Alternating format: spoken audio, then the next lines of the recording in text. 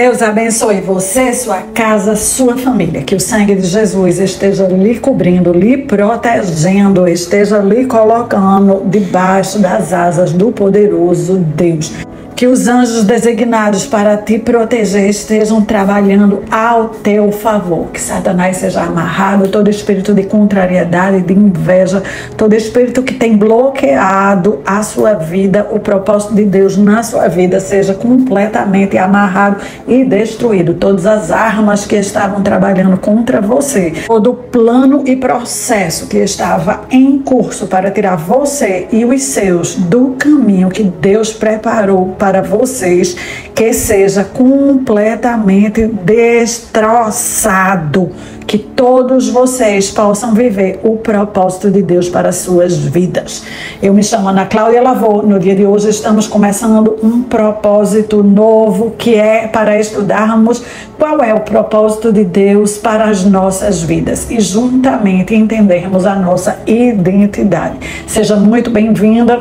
Você que ainda não se inscreveu, se inscreva no canal para receber as notificações de quando chega um estudo. Lembre sempre de contribuir. Você não está aqui apenas para aprender e para receber oração. É muito bom aprender a palavra de Deus e receber a oração, mas você é chamada para expandir o reino de Deus. Faz parte do seu chamado de vida, do seu propósito de vida, trabalhar. E você já trabalha deixando o seu legal, porque o YouTube tem um mecanismo que ele, quanto mais legal chega, mais pessoas ele mesmo envia o estudo.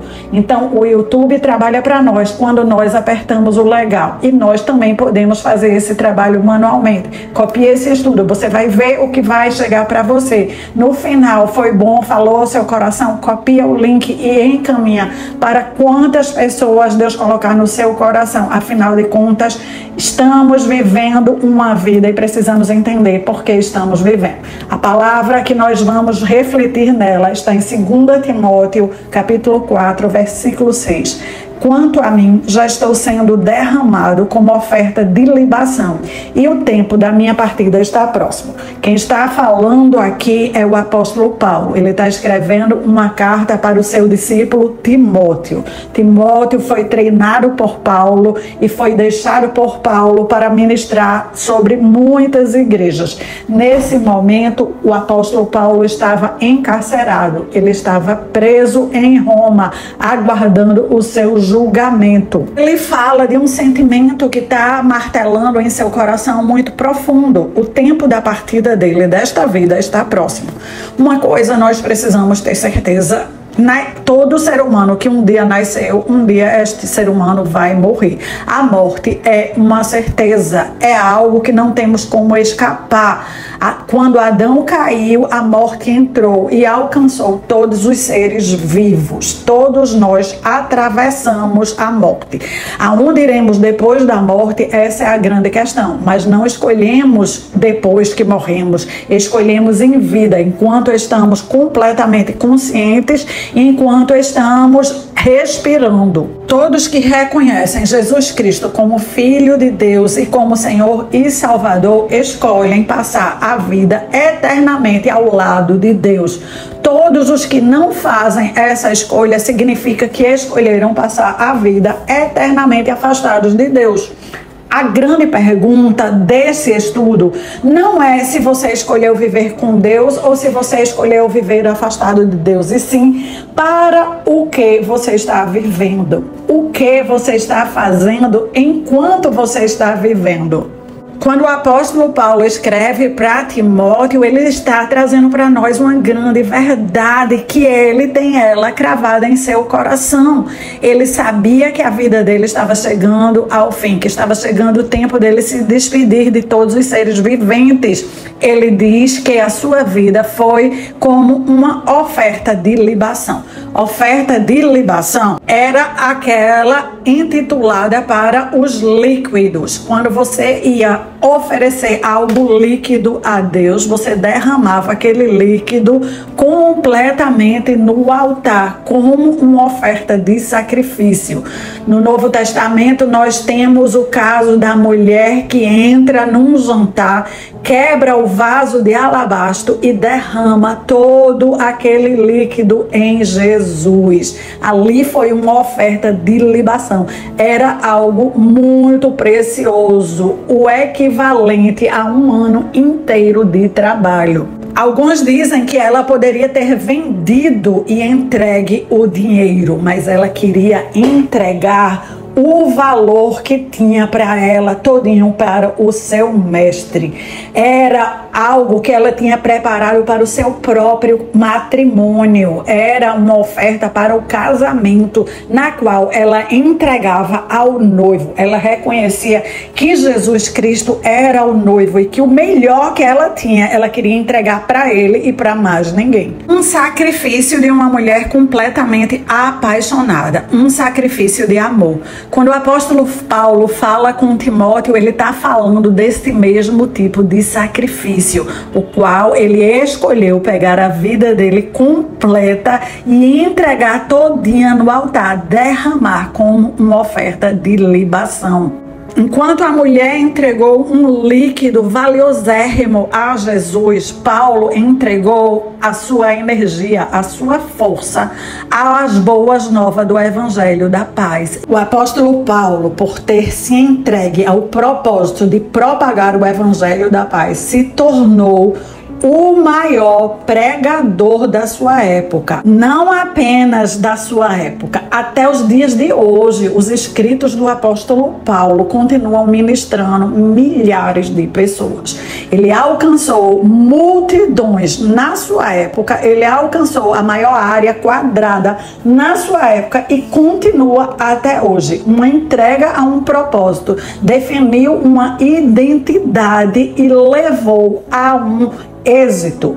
Ele tinha consciência que a sua vida era mortal e finita. Entretanto, ele escolheu usar sua vida para impulsionar o reino de Deus, para levar a conscientização aos lugares mais perto e também aos lugares mais longe.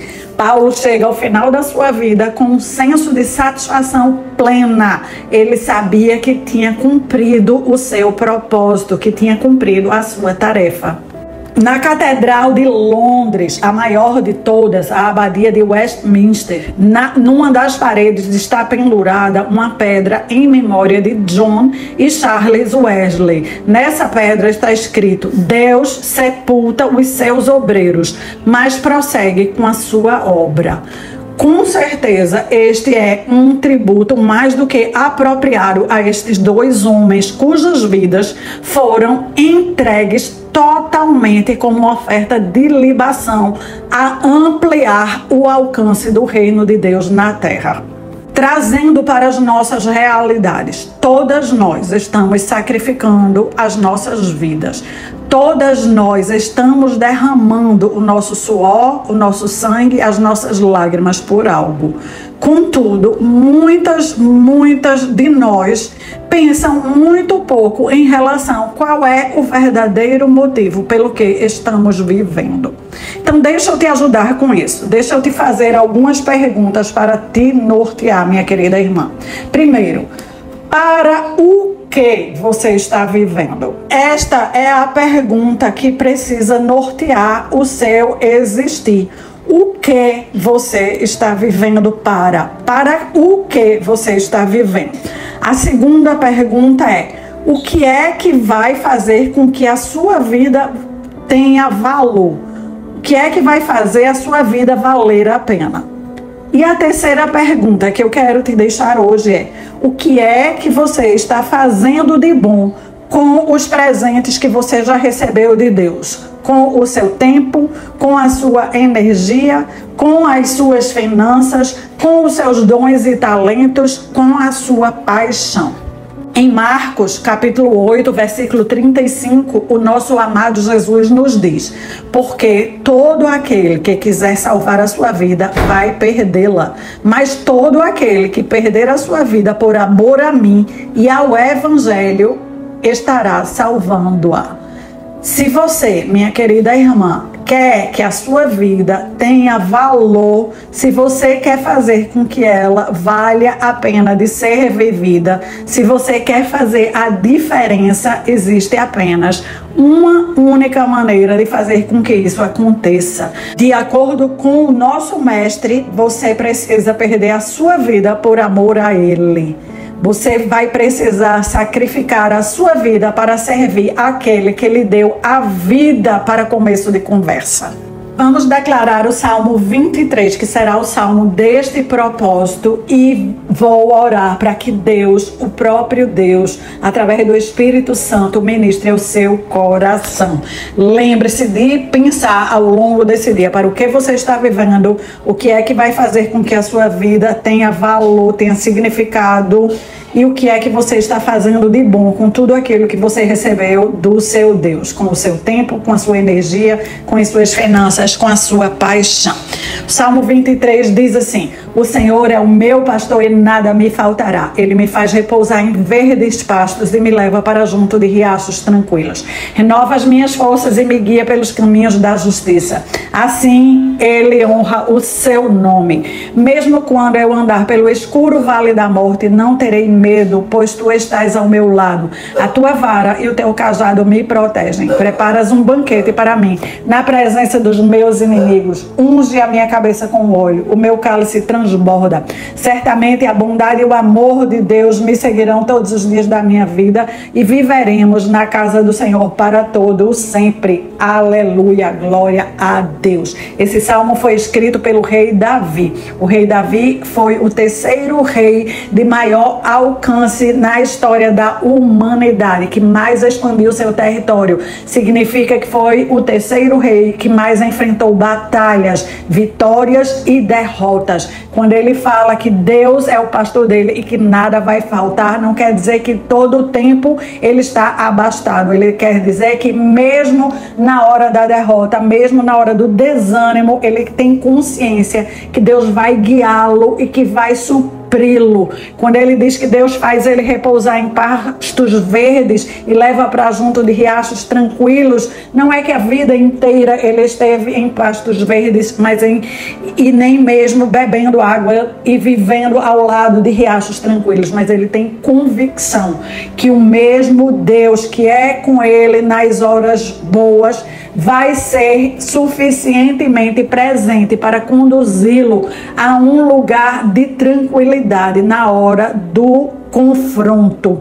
O mesmo Deus que o guia na hora da luz é o Deus que anda com ele no vale da escuridão, no vale onde não enxerga uma solução e uma saída. Oremos então neste sentido. Senhor, nós confiamos que o Senhor é o nosso pastor, que o Senhor nos trouxe à existência, assim como todo este universo que nós entramos em contato com ele todos os dias da nossa vida. Nós confiamos que a sua voz estará nos guiando, que a sua voz falará dentro do nosso peito, nos conduzindo para encontrarmos as respostas que mais precisamos. Todas nós temos plena consciência que um dia a nossa vida chegará ao fim. Mas nós queremos fazer com que a nossa vida tenha sentido, tenha propósito. Nós queremos viver uma vida com propósito. Uma vida com propósito não foi feita apenas para alguns, como o apóstolo Paulo, os discípulos Tito, Timóteo e tantos que tiveram o privilégio de viver em sua época. Uma vida com propósito não é privilégio de John e Charles Wesley apenas. Uma vida com propósito é para cada um de nós que entende e atende ao teu chamado. Nos ajuda a compreendermos o que fazer com os dons e os talentos que o Senhor nos deu. O que fazer com a energia, com as finanças, o que fazer com essa paixão que pulsa dentro de nosso coração. Como colocar ela para fora em ações, em atitudes que dignifica a vida de outros seres humanos, que leva a refrigério, que leva a alívio, que leva a bondade, que leva a remédio, que leva alento, conselho, consolo, afeto, carinho, amor, luz, iluminação, revelação, que leva qualquer coisa que faz com que a vida do outro tenha um upgrade, tenha uma melhoria. Senhor, nos ajuda a sermos menos tímidas, nos ajuda a termos menos medo das críticas, menos medo das perseguições e colocarmos para fora aquilo que o Senhor já nos entregou, aquilo que o Senhor já nos revelou, que nós possamos usar aquilo que nós já compreendemos que somos boas, porque o Senhor diz que quem é fiel no pouco, este é o que vai ser levado ao muito. Muitas vezes queremos passar para a próxima etapa sem termos sido fiel na etapa que estamos vivendo. Nos ajuda a sermos fiéis com o aprendizado que já temos. Nos ajuda a sermos fiéis no projeto que já estamos envolvidas. Nos ajuda a sermos fiéis em deixar o like todas as vezes que estivermos recebendo oração e estudo neste canal. Nos ajuda a copiar o link e enviar para outras pessoas que estão precisando descobrir sua identidade e o seu propósito. O apóstolo Paulo não tinha a menor ideia que ele ia ser o maior de todos da sua época, mas ele tinha uma certeza e uma convicção que todos os dias ele queria entregar a vida dele como uma oferta de libação a Jesus Cristo, que todos os dias ele queria viver por amor a Jesus Cristo. Esta certeza o fazia dormir e acordar pensando em como levar mais esclarecimento às pessoas que estavam perto dele, como levar mais esclarecimento a outras cidades que não tinham recebido ainda nenhum ensino sobre Jesus ou muito pouco ensino sobre Jesus. Foi isso que o fez ser um grande expansor do reino de Deus na terra. Então nos ajuda, Senhor, nas nossas realidades, usarmos o conhecimento que já temos de Cristo, levarmos o reino dele para várias outras pessoas, levarmos alívio e refrigério, levarmos o conhecimento das boas novas, levarmos o conhecimento que Deus tem um chamado específico para a vida de cada pessoa. E enquanto não usarmos aquilo que já recebemos, não vamos passar para o próximo degrau, não vamos subir de nível. Finalizo essa oração te pedindo, o Espírito de Deus, ministra ao nosso coração claridade, esclarecimento. O que é que de fato estamos fazendo com a nossa vida? E para o que temos vivido? Temos vivido para os nossos próprios desejos? Temos vivido para realizar os nossos próprios planos? Temos vivido atrás do quê? Será que temos perguntado a Deus qual é a vontade de Deus e como realizar essa vontade? Podemos perguntar ainda nesta oração: Senhor, qual é a tua vontade? Deixa ela mais do que clara para cada uma de nós, e não nos deixa correr do propósito e do chamado que o Senhor tem para nós. Em nome de Jesus, te aguardo amanhã.